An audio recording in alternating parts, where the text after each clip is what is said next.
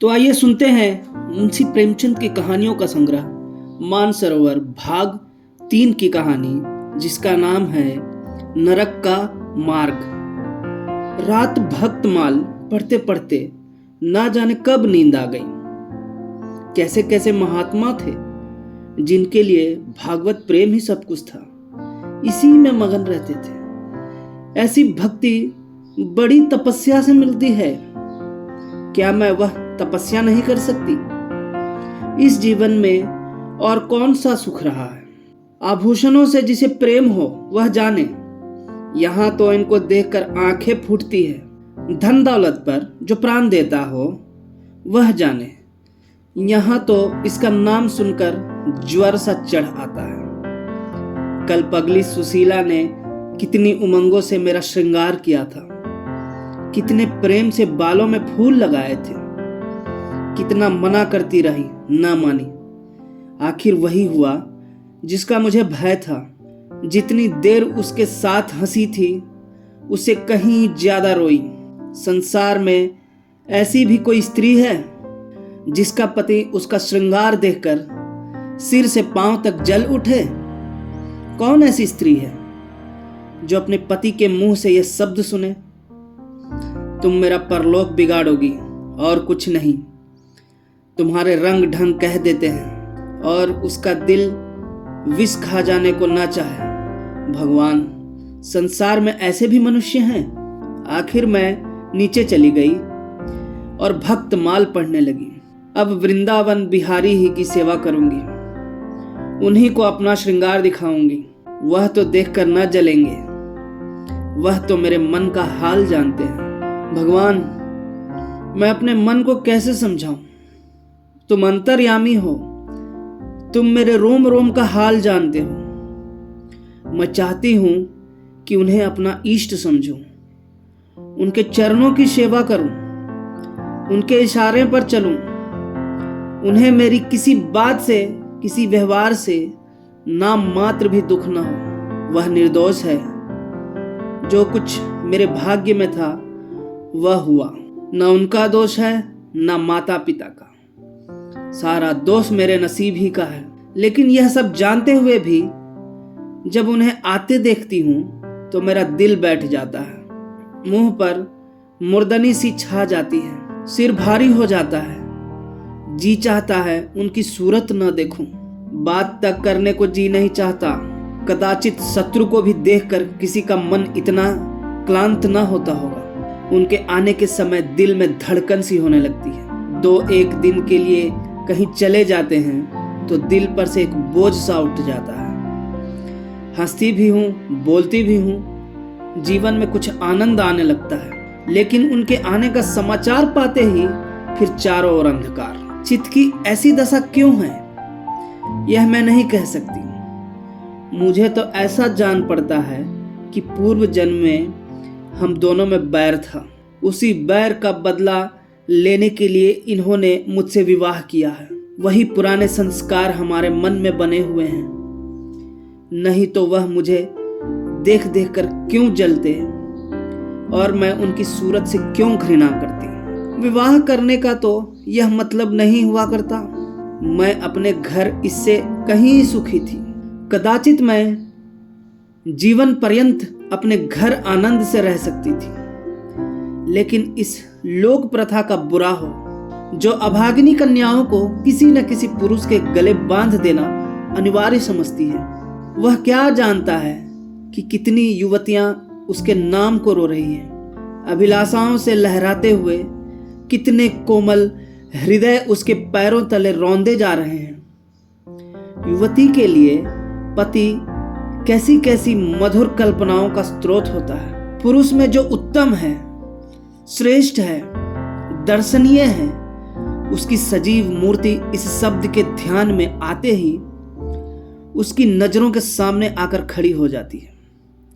लेकिन मेरे लिए यह शब्द क्या है? हृदय में उठने वाला सूल, कलेजे में खटकने वाला कांटा, आंखों में गड़ने वाली किरकिरी, अंतकरण को भेदने वाला व्यंगवान। सुशीला को हमेशा हंसते देखती हूँ, वह कभी अपनी दरिद्रता का गिला नहीं करती। गहने नहीं है, कपड़े नहीं है, भाड़े के नन्हे से मकान में रहती है, अपने हाथों घर का सारा काम काज करती है, फिर भी उसे रोते नहीं देखती। अगर अपने बस की बात होती तो आज अपने धन को उसकी दरिद्रता से बदल लेती। अपने पति देव को मुस्कुराते हुए घर में आते देखकर उसका सारा दुख दरिद्र छूमंतर हो जाता है, छाती गज भर की हो जाती है। उनके प्रेमालिंगन में वह सुख है जिस पर तीनों लोक का धन न्योछावर कर दूं, आज मुझसे जब्त ना हो सका। मैंने पूछा, तुमने मुझसे किस लिए विवाह किया था? यह प्रश्न महीनों से मेरे मन में उठता था, पर मन को रोकती चली आती थी। आज प्याला छलक पड़ा। यह प्रश्न सुनकर कुछ बौखला से गए, बगले झांकने लगे, खीसे निकाल कर बोले, घर संभालने के लिए, गृहस्थी का भार उठाने के लिए, और नहीं क्या भोग विलास के लिए? घरनी के बिना यह घर आपको भूत का डेरा सा मालूम होता था। नौकर चाकर घर की संपत्ति उड़ा देते थे, जो चीज जहां पड़ी रहती थी वहीं पड़ी रहती थी, कोई उसको देखने वाला ना था। तो अब मालूम हुआ कि मैं इस घर की चौकसी करने के लिए लाई गई हूँ। मुझे इस घर की रक्षा करनी चाहिए और अपने को धन्य समझना चाहिए कि यह सारी संपत्ति मेरी है। मुख्य वस्तु संपत्ति है, मैं तो केवल चौकीदारिन हूँ। ऐसे घर में आज ही आग लग जाए। अब तक तो मैं अनजाने में घर की चौकसी करती थी, जितना वह चाहते हैं उतना न सही पर अपनी बुद्धि के अनुसार अवश्य करती थी।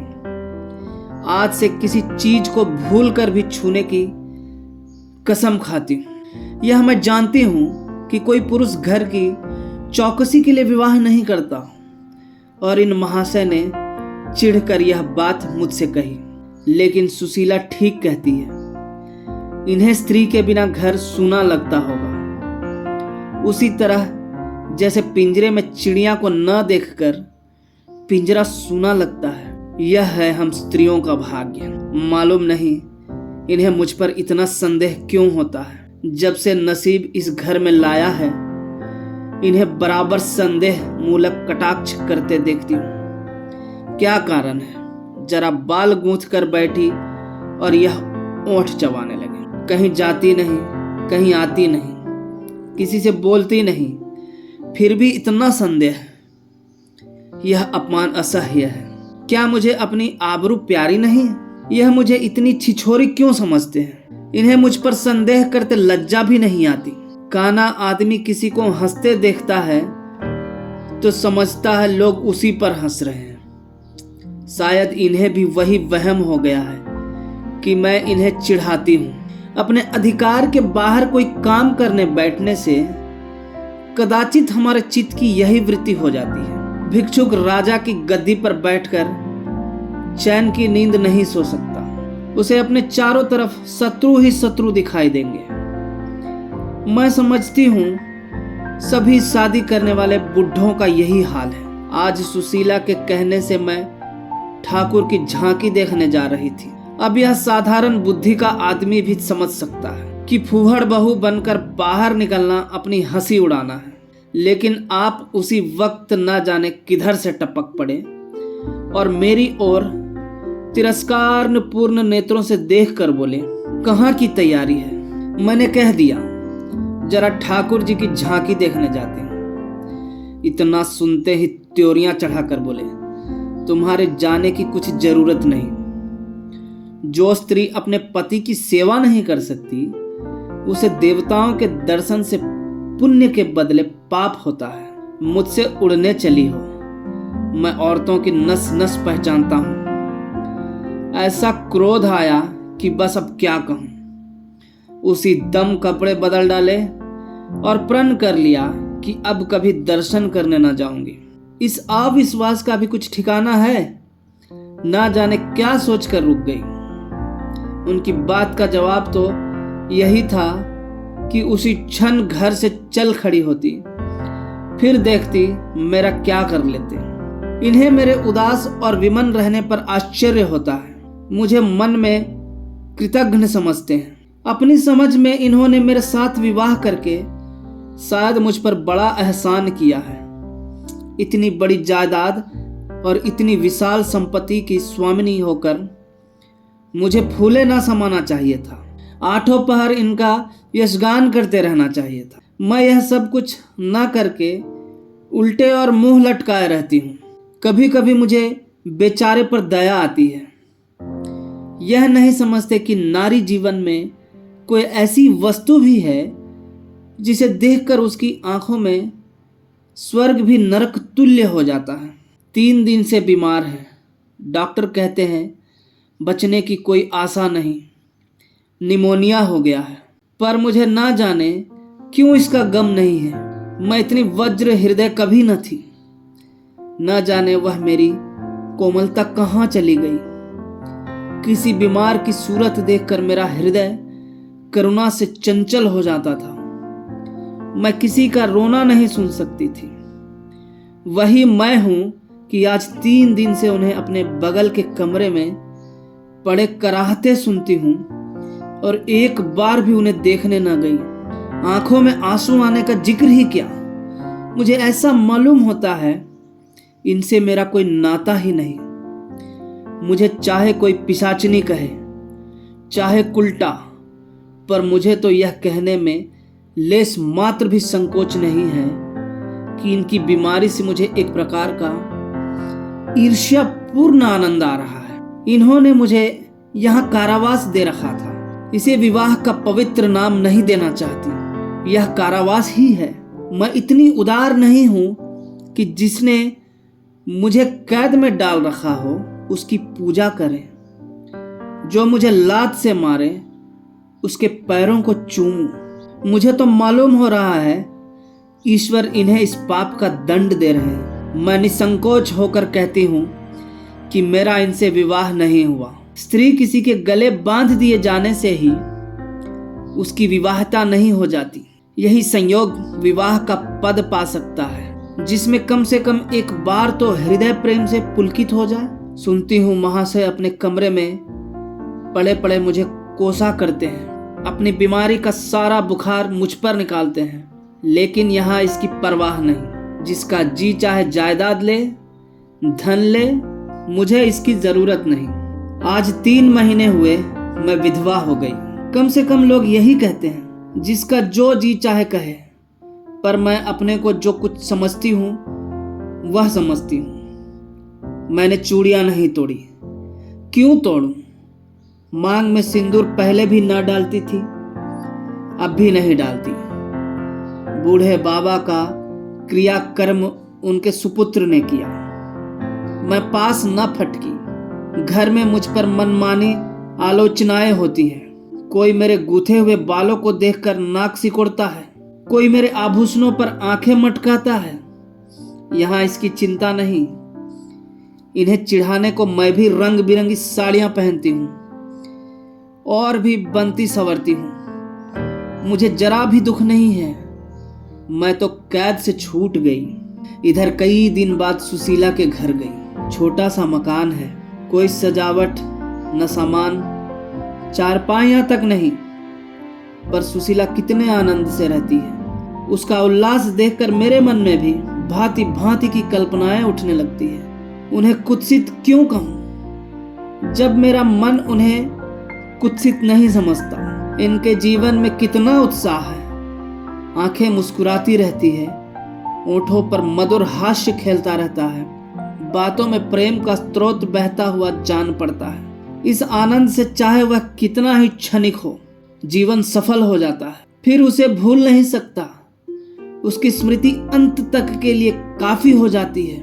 इस मिजराब की चोट हृदय के तारों को अनंत काल तक मधुर स्वरों से कंपित रख सकती है। एक दिन मैंने सुशीला से कहा, अगर तेरे पतिदेव कहीं परदेश चले जाए तो तू रोते रोते मर जाएगी। सुशीला गंभीर भाव से बोले, नहीं बहन, मरूंगी नहीं। उनकी याद मुझे सदैव प्रफुल्लित करती रहेगी, चाहे उन्हें परदेश में बरसों लग जाए। मैं यही प्रेम चाहती हूँ। इसी चोट के लिए मेरा मन तड़पता रहता है। मैं भी ऐसी ही स्मृति चाहती हूँ जिससे दिल के तार सदैव बजते रहे, जिसका नशा नित्य छाया रहे। रात रोते रोते हिचकियां बंध गई। ना जाने क्यों दिल भर भर आता था। अपना जीवन सामने एक बीहड़ मैदान की भांति फैला हुआ मालूम होता था, जहां बगुलों के सिवा हरियाली का नाम नहीं। घर फाड़े खाता था। चित्त ऐसे चंचल हो रहा था कि कहीं उड़ जाऊं। आजकल भक्ति के ग्रंथों की ओर ताकने को जी नहीं चाहता। कहीं सैर करने जाने की इच्छा नहीं होती। क्या चाहती हूं यह मैं स्वयं नहीं जानती, लेकिन मैं जो नहीं जानती यह मेरा एक एक रोम जानता है। मैं अपनी भावनाओं की सजीव मूर्ति हूं। मेरा एक एक अंग मेरी आंतरिक वेदना का आर्तनाद हो रहा है।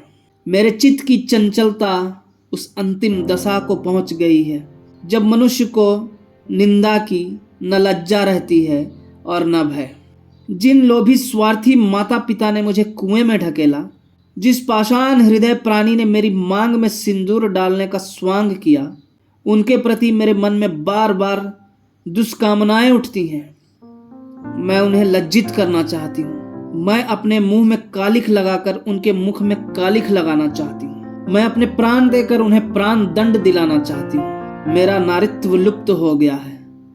मेरे हृदय में प्रचंड ज्वाला उठी हुई है। घर के सारे आदमी सो रहे थे।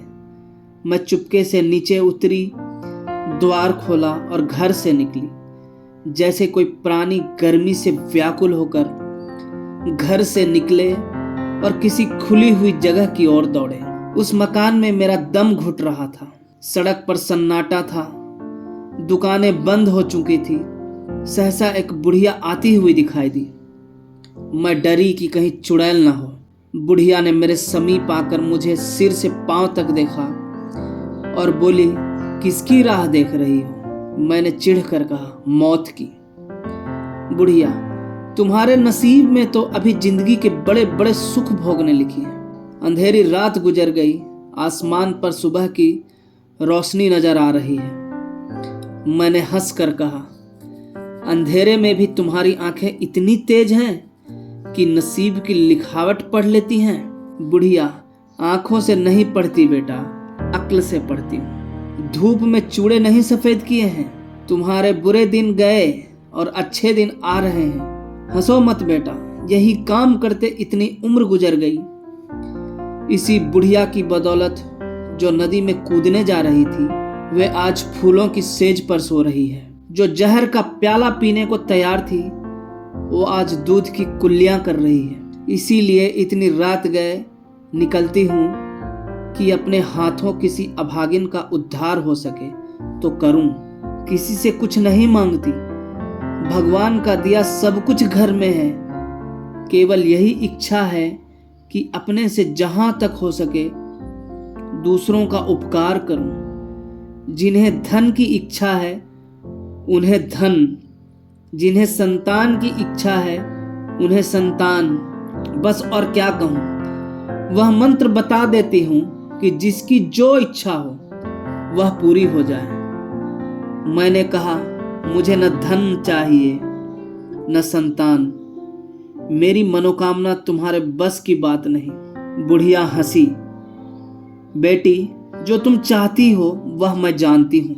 तुम वह चीज चाहती हो जो संसार में होते हुए स्वर्ग की है, जो देवताओं के वरदान से भी ज्यादा आनंदप्रद है, जो आकाश कुसुम है, गुलर का फूल है और अमावस का चांद है। लेकिन मेरे मंत्र में वह शक्ति है जो भाग्य को भी संवार सकती है। तुम प्रेम की प्यासी हो। मैं तुम्हें उस नाव पर बैठा सकती हूँ जो प्रेम के सागर में प्रेम की तरंगों पर क्रीड़ा करती हुई तुम्हें पार उतार दे। मैंने उत्कंठित होकर पूछा, माता, तुम्हारा घर कहाँ है? बुढ़िया, बहुत नजदीक है बेटी। तुम चलो तो मैं अपनी आंखों पर बैठा कर ले चलूं। मुझे ऐसा मालूम हुआ कि यह कोई आकाश की देवी है। मैं उसके पीछे पीछे चल पड़ी। आह, वह बुढ़िया जिसे मैं आकाश की देवी समझती थी, नरक की डायन निकली।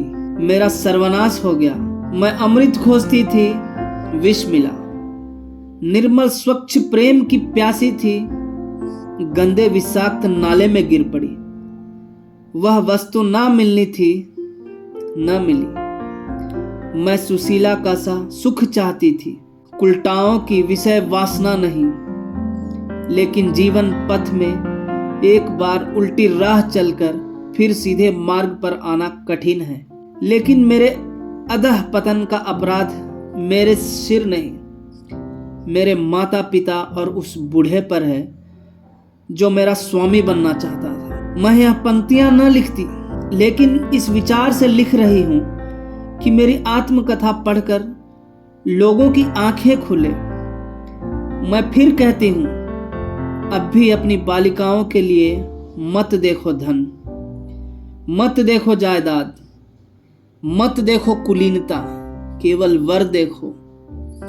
अगर उसके लिए जोड़ का वर नहीं पा सकते तो लड़की को कुंवारी रख छोड़ो, जहर देकर मार डालो, गला घोंट डालो, पर किसी बूढ़े खूसट से मत ब्याह करो। स्त्री सब कुछ सह सकती है, दारुण से दारुण दुख, बड़े से बड़ा संकट।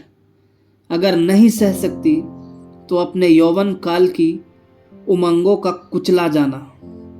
रही मैं, मेरे लिए अब इस जीवन में कोई आशा नहीं। इस अधम दशा को भी उस दशा में न बदलूंगी जिससे निकल कर आई हूं। धन्यवाद।